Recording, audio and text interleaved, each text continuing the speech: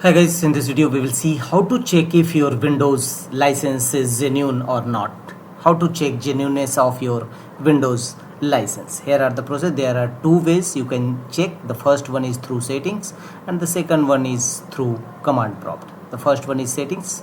Right click on start button and choose settings. Here from the left side of settings, go to system settings. Thereafter go to right side and look for the option activation.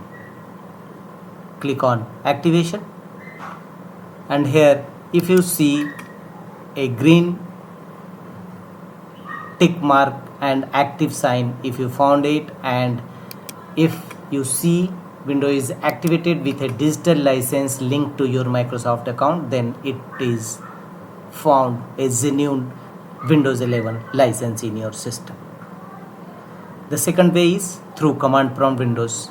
Launch command prompt windows, run as administrator mode, go to Windows search, type CMD and open command prompt windows, run as administrator mode. And in command prompt windows, execute the command as shown on screen, slmgr/xpr,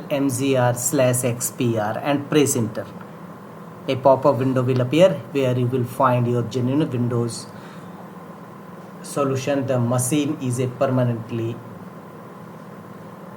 activated, so it means your window is genuine and activated. If you found which OEM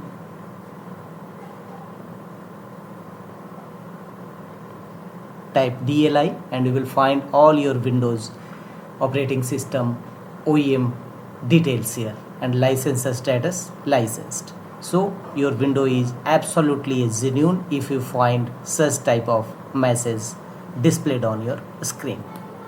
That's all.